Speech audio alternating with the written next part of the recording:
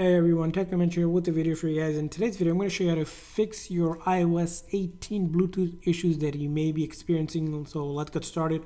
So the very first thing you want to do if you're having issues is pull down this control menu here and go ahead and put your phone on airplane mode briefly and turn off airplane mode. You can also do it from the settings here, airplane mode on and off, and that does a quick network refresh.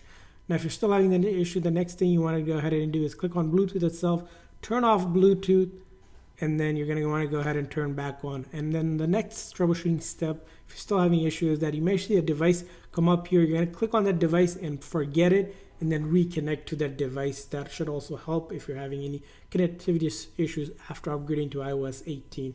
Now, if that didn't help, the next thing you want to go ahead and check out on your phone setting is you're going to go into your phone setting, go to accessibility, and you're going to go ahead and look for vocal shortcut. So this setting here, if you have this setting turned on with actions, I recommend turning this off and seeing that helps. Sometimes with this setting turned on, Bluetooth we have seen with iOS 18 causing some issues. So I would recommend turning this off, even if you can remove some of the actions that are available so it's completely turned off like that, and see that if that helps.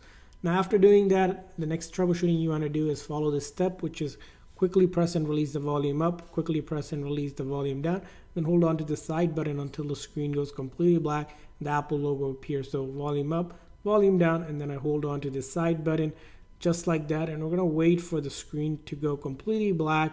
During this process, try to not touch the screen or accidentally click on it.